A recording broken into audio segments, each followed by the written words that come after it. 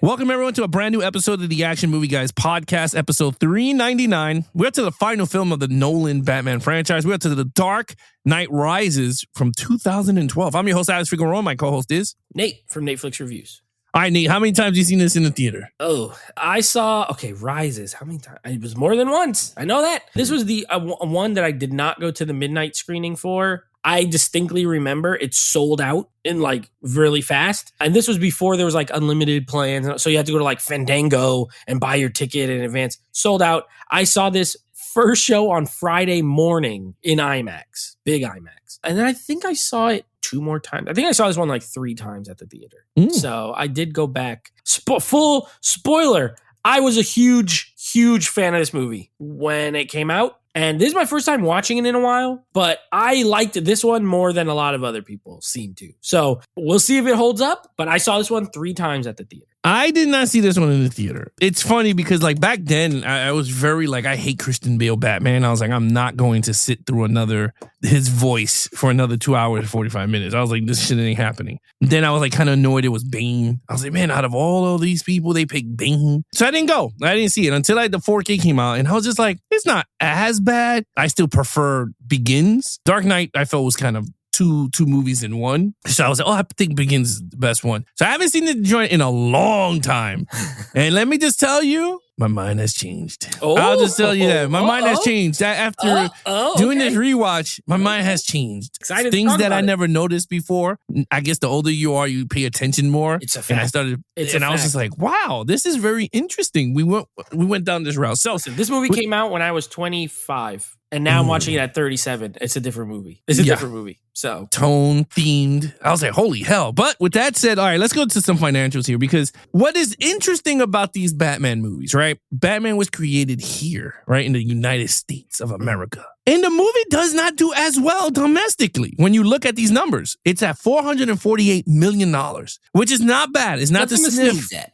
It's nothing to sneeze at. Yeah, 448 is still a high number. Yeah. But what I mean is it doesn't crack the 500, 600, 700, 800, 900. Right? Like an Avatar movie, right? But international, this puppy just went $666 million. Now, the movie made worldwide $1.1 billion, which is, again, the second successful Batman movie behind The Dark Knight, right? Because Dark Knight was first. Yeah. On a budget of $250 million, which you do see the budget in this one. They're laughing all the way to the bank. Yes, they did. Nolan was just we just wrote another hit and made said, another. We'll give you $250, and then they just said, take it to the bank, and it made over $1 billion. So, yeah. So, are you surprised by this? Let's just do it this way. Yeah. Are you surprised by the domestic numbers compared to the international? I'll be honest, I'm not because the first one, we talked about it. The first one, when it came out, was the second highest grossing ever. It has since been passed by a bunch of movies, but it was 500 and something million. This one had no Joker. I think a lot of people were still, Heath Ledger had passed. I remember when it was made, there was some stuff around that, he passed, he was supposed to be in it, so they had to change the script. There's probably a little bit of that involved of people being I don't know. So, it still made a lot, but did make less. That is a lot of money. And this was still before, you got to remember, this was before the huge comic book boom, right? Avengers came out later this same year, I think, 2012. Yeah. But before that, right, Iron Man was 300 something million. Iron Man 2 was 300. They weren't making 600 million all the time. So it was still early enough, but so I can't say I'm surprised. No, I'm not surprised. Well, just to let you know, Batman Begins made $375 million. Domestic was 206, with international 168. Yeah, look at that. Compared, this made more domestically than that did in the whole world. Now, in Dark Knight, it made 534 domestic, right, and it made 473 international for $1 billion. And then on the last one. So if you really look at it, I think there's a reason why there's always Joker and Batman, because people like Joker versus Batman. And again, I know a lot of people do get tired of it. Yeah, here I think Joker and Batman is the two main villains. And I think this is why I feel why The Dark Knight Rises didn't do as good in domestic, because I think you're right. I think people were well, the Heath Ledger Joker this storyline looked like it fits that Joker more than what a Bane is. But we're going to talk about that in a few seconds on it. But all right, Nate, what did the critics and audience think about this movie? They're very good. And I got to tell you, this got to be, again, one of the highest trilogies we've done. This is like Star Wars level. Freaking every one of them is. This one has the lowest critic score out of all three of them, and it's 87%. It's 87. Wow. That's the lowest. So this is a -7 from the last movie, which was at a 94. The audience score for the first two was 94. This one, it's a 90. So yeah, it has the lowest reviews of the three, and yet the lowest reviews are 87 and 90%. So it's pretty good. It is good. You can't go wrong if if the critics are above 80 and the audience is above 90, then it's a successful movie, regardless of how you feel at the end of the day. It looked like the movie was well made, people enjoyed it, and it was rewatchable, right? Yes. All right, so before we get into this review, let's get right into the Bane, right? Because a lot of people don't know what Bane is about, what is his abilities, and I wanted to do this pretty quick. I mean, we all know what Joker was, right? Yeah. He's a mobster, got thrown in the pit of acid, became crazy, and became the villain of all villains. This is the attribute of Bane, okay? This is DC comic book powers. Yeah. Okay. And I always tell people, when you watch these superhero movies, read a little bit of what their powers is and then watch the movie and see if the writers kept the authenticity of the character in these movies. Yep. I'm going to tell you, after reading this, Christopher Nolan and Jonathan Nolan did a great job taking his strength and putting it into this movie. And I'll say kudos to them. Yeah. But anyway, Bane is an international super criminal who uses his intellect and immersive strength enhanced by a drug called Venom, which in this movie, it's not no Venom drug. He has a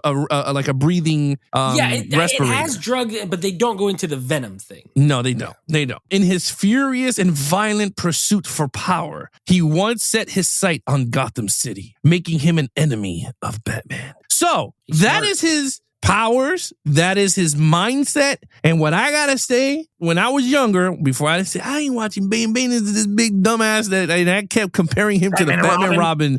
Yeah, but they ruined Bane. That's the problem. They did. And I think it cemented in my mind going, this dude ain't no mastermind. He's like a dumbass. But no, Christopher Nolan, Jonathan Nolan did their research on the character, took what made him irrelevant into a real world situation and went, I think we got our villain that not many people will know, but could work for this storyline. And now we're going to tell you guys if it did. So starting off, lead character here returning. All right, we got Michael Caine as Alfred Pennyworth, which is not throughout the movie a lot. Yeah. He's here and there. Yeah. We got an aging Batman, which is Christian Bale, right? He's back as Bruce Wayne and The Dark Knight. Now, I'll let you go with Selena Kyle because she is good and bad. So she's a bad guy who ends up helping him. Yeah, so which we'll leave her in villain, but we'll explain that part. I think she should stay in villains. All right, so go ahead, take it away. All right, you're right. We get Christian Bale with a cane. He's a crippled, from all his years of Batmaning. Makes sense. I gotta say, I think you will agree with this. Christopher Nolan, especially because it's his movies, his trilogy, these things are tight, dude. Especially watching them all together. Everything makes sense. Everything makes sense. Like how he is in the first movie to the second movie and how he is in the second movie to this movie, right? This movie opens with the Harvey Dent thing, with Gordon leaving a speech about how great Harvey Dent was. And you could tell that was right at the end of the first. And now we flash forward a few years, right? And he's like a recluse. He's rebuilt. Wayne Manor is now rebuilt, so he's not living in the high rise anymore. And he's a recluse. And he said he was going to be, right? Because he's basically a fugitive as Batman. And then as Bruce Wayne, he's jacked up. You do all this crime fighting and jumping off of buildings and falling off of... I love that they didn't just be like, no, he's like unkillable. He's a Superman. He can take off. No, he got to get this robot knee thing. I love that little machine that like helps his knee. His Stone Cold Steve Austin leg brace. I love all that. I love the return, like he's like, damn, I gotta come out of retirement for this one. It's gotta happen. And I love the whole stuff with him and Alfred being like, no, man, you're gonna die because you can't do it anymore. It's like, I don't care. I'll die then. And I gave him a 5. I gave him a 5 in the first movie. I gave him a 5 in the second movie. This is a full arc. He gets a whole entire arc here. And I love at the end that he's really retired. He's like in Italy or whatever with a hot chick, drinking coffee. Alfred, the little nod. I will say though, we should add to Heroes 2 here is Joseph Gordon-Levitt as the police officer, because Gordon is back. I like the way they use him, where he's still an ally, but I like the scene where he's like, your hands look pretty dirty to me, because he went along with this whole lie, Harvey Dent being an amazing guy, when really he ended up being a murderer who's running around killing people. You know what I mean? Yeah. And these characters are complex. They're very well written. They're shades of gray. No one is like all good and all bad. He is. Gordon-Levitt is. He's by the book cop. I liked him in this. I think the Robin thing, I remember people being like, oh, his name is Robin. I don't care. It's not a big deal. You get the gist. And he eventually gets to the Batcave. I feel like he might become like a Nightwing version or something like that. You know what I mean? Like in this universe. So I loved it. I gave it a 5. Yeah, no, I think he becomes Batman. Or Batman, yeah. Because you got to remember, there's no Robin. So he said anyone could wear the suit because he's a symbol. So I think he becomes the new Batman, which I think in the comics, I think he does put on the suit when Bruce Wayne was all sick and all that. But anyway, Christian Bale. All right, so look, I'm going to be really honest with you. If you would have asked me years ago, 2012, what would you give this, right? 2. I would have gave it a freaking 3. I would have been like, you know what? This is stupid. Like, what are we going here, right? 42-year-old Alex, or 41, whatever. I got to say, I'm giving this a 5. Oh, and this is why. This is not a typical superhero movie. And this is, we're going to get into storyline and everything. But what I mean is, Christopher Nolan did something so unique that is not utilized in more films with superheroes. He took Batman and said, okay, we're going to make this mythological character that, this guy could fight. He could jump off of 500-foot buildings, land on his feet, land inside of a car. You know what I mean? He could do so much stuff. He could fight dudes that are super strength. He could fight 20 dudes. He could disarm people with like gadgets, super intelligence in the building. He knows what to do inside and out. And goes, how can we make this guy a real life character and bring a side of him that not many people know when you're reading the comics? See, the comic books are fantasy of a billionaire at night fighting crime with some lunatic, pretty much psycho people. But he went, how can we bring that and make it cinematic in a way that it's a real person? So when we're watching it, we go, shit, I can't be Batman because this thing takes a toll. Whereas if we read the comic books, I go, man, I could be Batman. I could lift up 500 pounds. Do it. By the time you hit 50, there's no way you could do this. And this movie is pure genius. And when I was watching it, I was like, man, I'm starting to now realize Bruce Wayne, this movie took 10 years after Dark Knight, what happened. So 10 years. Bruce Wayne looked like shit in the beginning. He would look aged. You could saw the crease on his face because he was not nurtured. Like he looked like he wasn't even eating much when he met Selena he's hobbling all over the place. Yeah, he looked all like he just didn't care about himself anymore. And it looked like he wanted to continue being Batman, but he sacrificed himself for Harvey.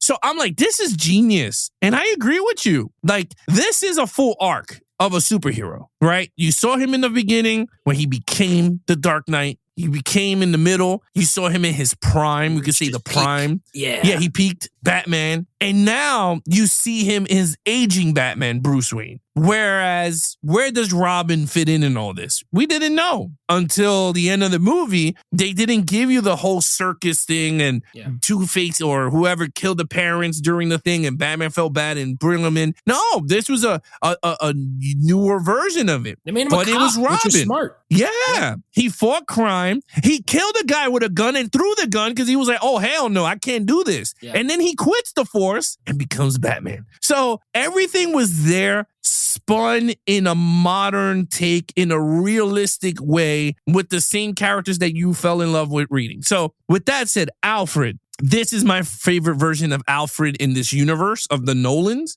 is this one. The other two, I was just like, okay. This is the one that I enjoyed, the bickering, telling him, I ain't doing this shit no more. Yeah. And I loved it because he was the father that he needed right now. And that was it. He goes, I can't watch you die. I'm going to do this one thing for you and I'm leaving to Italy. I'm done. I'm out. I'm taking whatever. And he was so consumed with hatred and all this stuff, just like Batman, right? Because even in Ben Affleck was so pissed off at Superman, he wanted to fight him. Even Alfred was telling him in that movie, how are you going to fight someone that's indestructible, right? Yeah. But he was going to do it anyway. And it happened here too. And what did he say? Goodbye, Alfred. And I got emotional, bro. When he said that, did you get emotional? I mean, I know you're very cold. I'm cold-hearted. Yeah, so no, you're very cold-hearted. But did you I felt it. No, but you know what? I did feel, when I do, not emotional, but it's dang, really good is when he, at the end at the grave. Oh, when he tells crying? The parents that he failed them because he let that part, I'm always like, ugh. And then I love that he gets his happiness at the end, right? He knows he's alive. He sees him.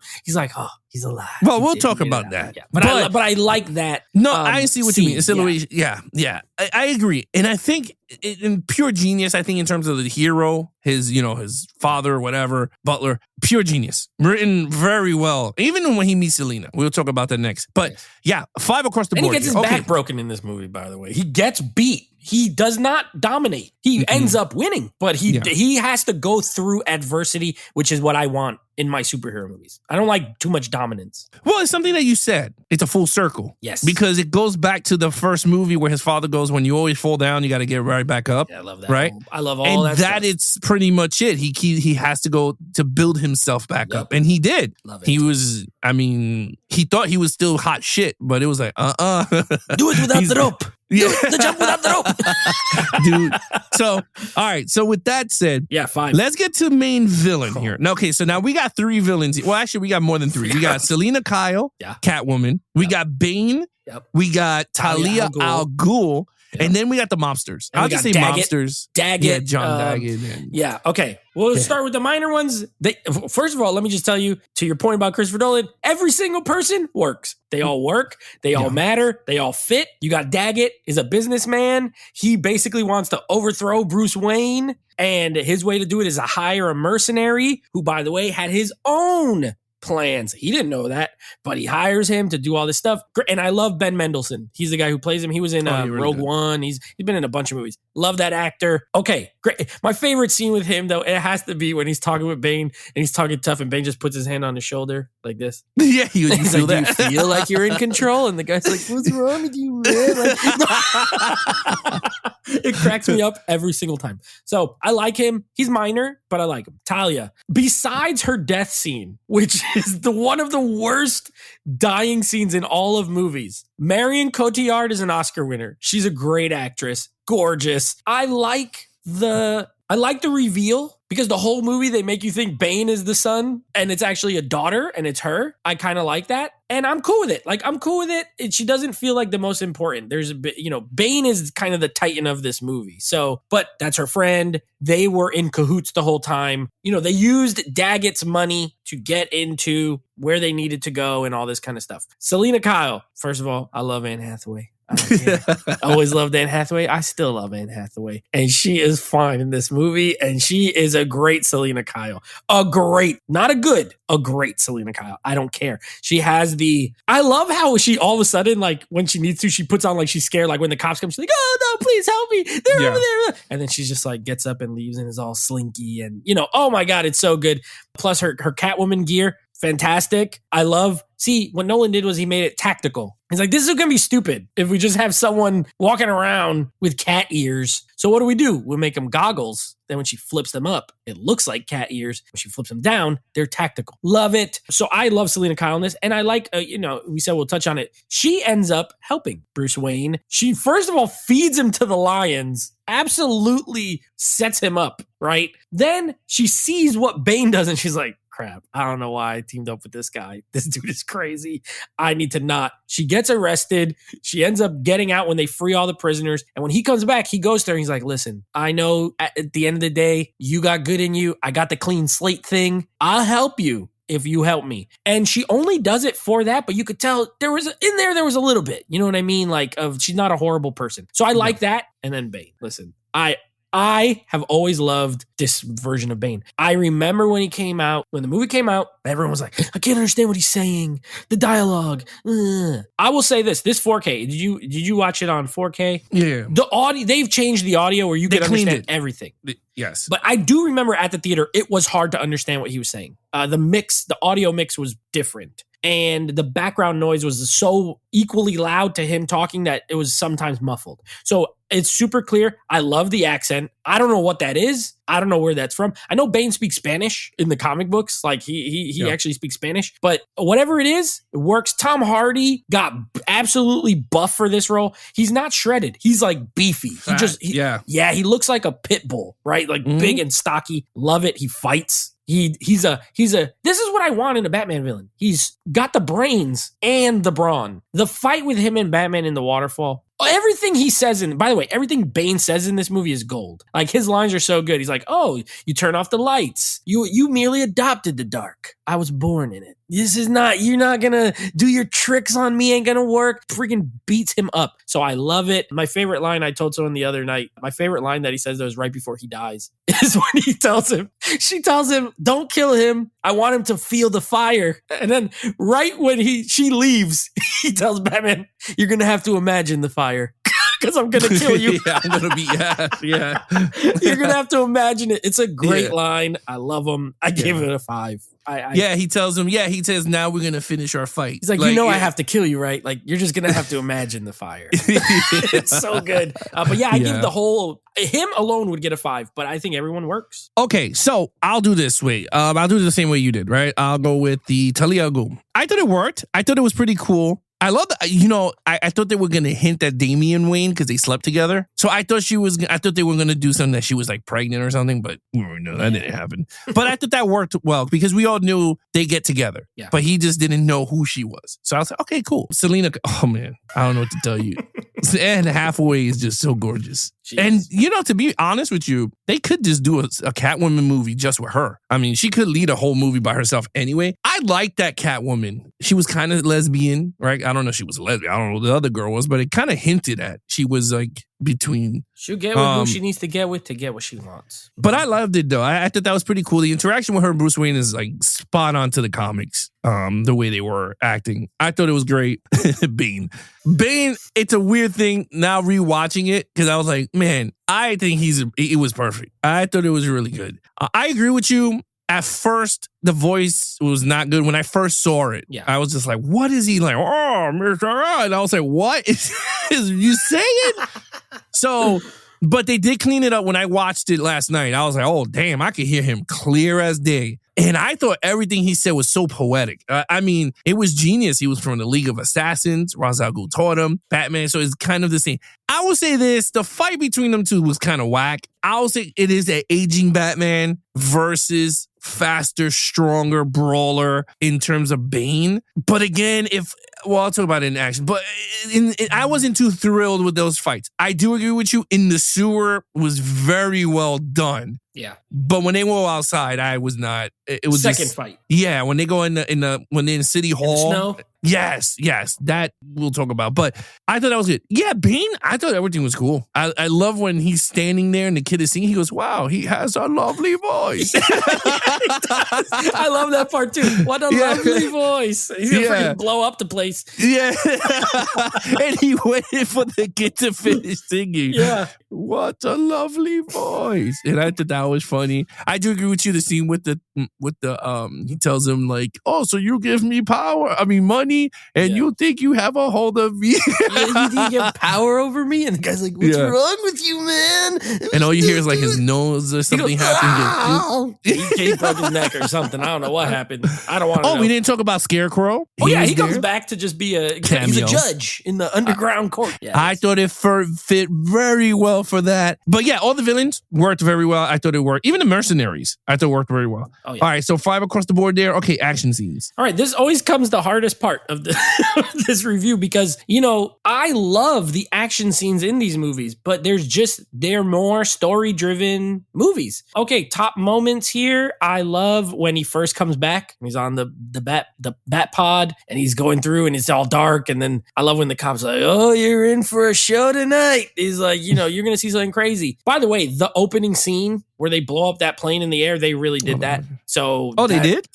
Yes, they did. Oh, wow. They did. Okay. That's why it doesn't look CGI because it's real. If you notice, they're flying over like nothing. it just looks like wilderness or like just grass below, because obviously they're gonna knock stuff's gonna be falling. But yeah, they blew the wings off of that other plane. It was like an old plane anyway. So that whole scene was done practical, and it looks incredible because of it. Also, tons shot in IMAX here again. They look amazing. But that opening scene is great. Then you have the fight in the sewer. I love it. I agree. It's not like super long, but I love the dialogue between them, and I love that there's no music. They're just fighting. You just hear all the hits and the punches, and Bane telling him like every single thing he does is like, that ain't gonna work, that ain't gonna work, that ain't gonna work, that ain't gonna work. And then he breaks his back, which is an iconic comic book, like scene. So Nolan, he snuck these things in where he's like, you know what? Yeah, it's more real world, but let's stick in some comic book references that the Batman fans will get. So you have that fight. You do have the Catwoman and Batman fight on the roof. Pretty short, but pretty cool at night when all the guys are going there doing the martial arts. No guns. And she's like, there's no fun. Like, I want to shoot them. So that was cool. You have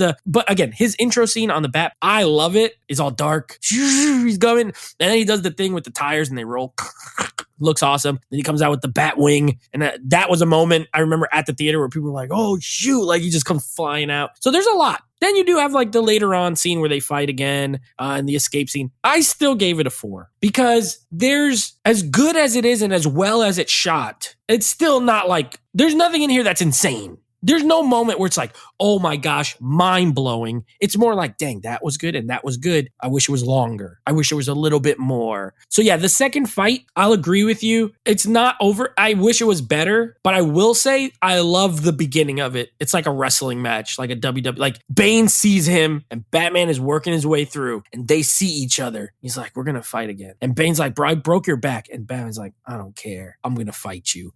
I love that moment. I also like when Bane is punching that pillar and it's just breaking. Like, you see how strong he is. Yeah. But the fight overall, I agree with you. Not the best. So I gave it a 4. Yeah, everything you said, I agree. I think this, again, I said it throughout this whole entire trilogy. Nolan is not best known for action. He's not. He could set it up very well. And I think it looks very well. Yeah. But the execution, I mean, there was a lot of scenes that I would have been like, let's just do it again and figure this part out. But I do agree with you. I feel like the first time he fights Bane, it's a good fight. When Selena Kyle does her stuff, amazing. I was like, oh, it looks just like Catwoman. Cool. When they fight in the roof, cool. When they go to the streets and there's all the police versus the mercenaries and all that looks horrible. And it looks horrible now when you rewatch it. I was just like, this don't look good. There's some dudes in the corner you can see that they're not even hitting each other. Like, it's just weird. And then when Batman fights Bane again, I didn't like the fight. It was just more punching. He didn't do more martial arts where, try to kick or nothing. It was just more punch. But then again, age, he's old, his body's all beat up. So I kind of understand now watching it again why he didn't go to most of the martial arts. But I don't know. I just felt like it wasn't as cinematic as you wanted it to be, right? Him using the gadgets again where he said, oh, he knows the tactics, but he could have did something different, like a flashbang or something. But it's cool. He knocked the respirator out, all that stuff.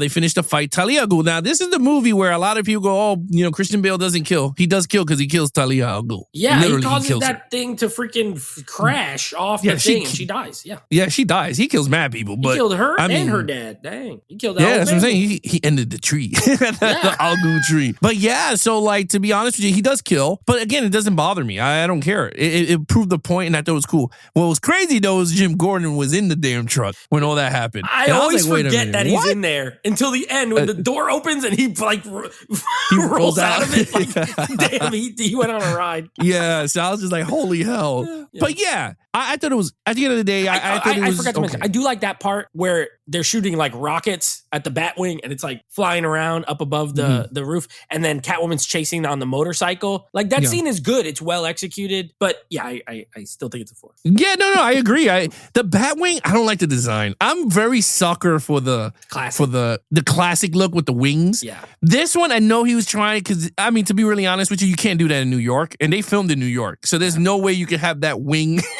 in between buildings. So I kind of understand why they did the bat. They could go between the buildings. Yeah, they made it where it can fly within buildings. So it kind of worked, and I kind of liked it, though. I thought it was, I didn't like it before. For this thing, I was like, okay, it kind of worked, but I'm a sucker for original The wings. one that looks like a bat. Yeah, the one that looks like a bat. Yeah. Yeah. Makes it obvious who he is. Like, okay, great. This is a freaking bat. Okay, so we gave it 4 there. Okay, storyline. 5. I love this. I love this movie. I still love it. It holds up. I was worried. I was like, dang, I remember really loving this movie, and now I'm going to rewatch it. And I have to watch it for this podcast. And all of a sudden, I'm going to be like nitpicking. I have no nitpicks. I love it. I think the storyline is great. Again, I love the arc of Batman being old, being retired, then coming out of retirement, then getting destroyed by Bane, and then having to build himself back up one last time to get rid of this guy, right? I love that Gotham gets absolutely owned in this movie. It gets taken over by mercenaries. They free the prison. It's like a war zone there. You know, the military can't really do anything because they threaten to blow up a nuclear bomb in the city. Like, okay, if you send anybody in here, we're going to blow it up. If you let anybody escape, we're going to blow it up. I love the whole, they took the whole entire city hostage. You know what I mean? Mm-hmm. I think that is great. I love the villain elements. Again, all the characters fit, they work, they make sense. Every single thing makes sense. From Selina meeting that congressman guy at the party, to using him to get information, to then use him at the bar, to then get to frame the other people because he's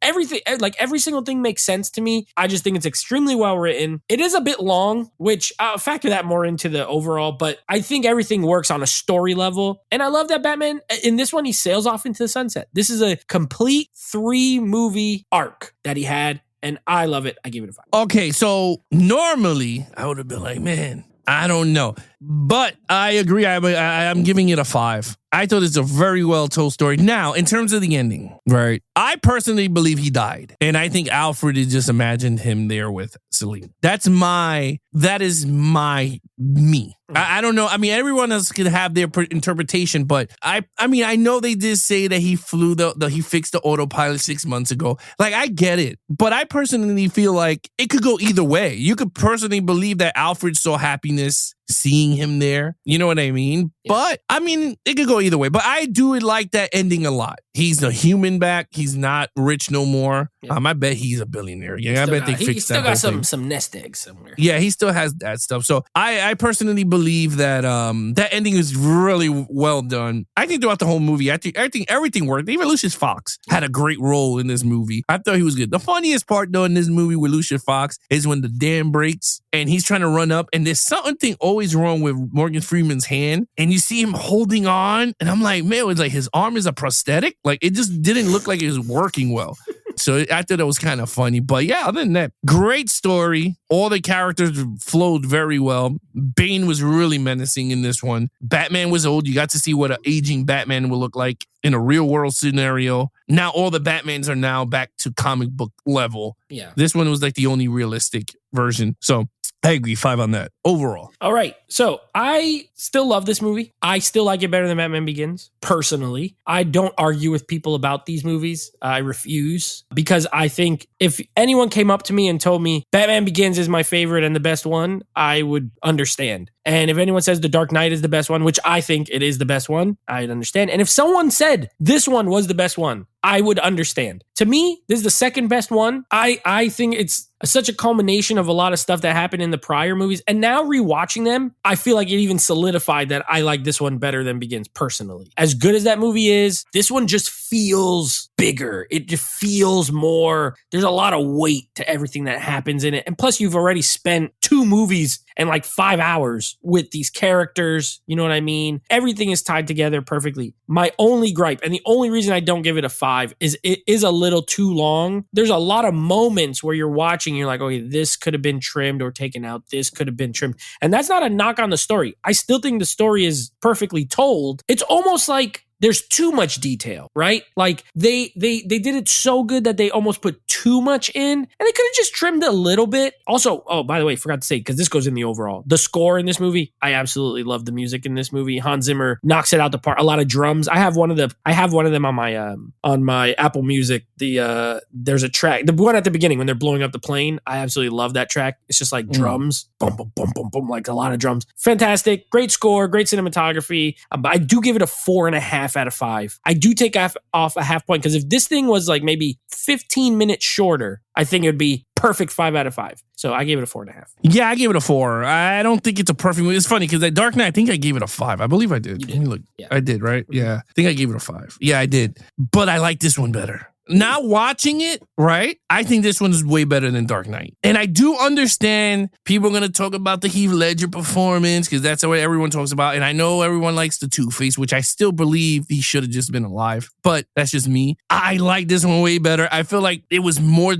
destruction. There was more high stakes in Gotham City, right? When he goes, you guys are now in martial law. Go home. And I was like, oh my God. I was like, okay, cool. He gave him martial law. So like, I feel like everything in the package, to me, this is what I wanted in a Batman movie, where I wanted him in the prime version fighting Bane, but I thought this was a great way to end the entire franchise. Like, you can't do a 4. There's no way I can see them going, oh, we're going to do a part 4 with Nolan and Christopher Nolan. I mean, with Christian Bale. Like, they're going to have to do another movie that fit younger in the prime years. They'd have to do the Dark Knight Returns storyline, and he'd have to have Superman in it. It's the only way, because by this point, he should be super old. You know what I mean? No, I agree. Yeah. So it'll be like a prime version, like even slotted between Dark Knight and Dark Knight Rises. But no, I agree. I gave it a 4 on that. Okay, total points. Total points for me is a 23.5 out of a 25. Great movie. Loved it. Loved rewatching it. Don't regret it. Still love it. Yeah, mine's is a 23 out of a 25. I think this is a perfect ending to a trilogy, to a superhero trilogy. Especially taking chances on making it into a real life scenario. So, yeah, 23 out of a 25. All right, Nate, what's coming out next? All right, next up, we are continuing on with our war movies, or, military-based action films, with a movie from this year. So we don't always get new movies on here, but this is a 2024 movie. It's called Land of Bad, starring Liam Hemsworth and Russell Crowe. We're going to be reviewing that one. And then, guess what? We're done with this franchise. It was only 3 movies. And we're moving on to another shorter franchise, which I'm excited about. We're going to get in and get out. We're doing some Mortal Kombat.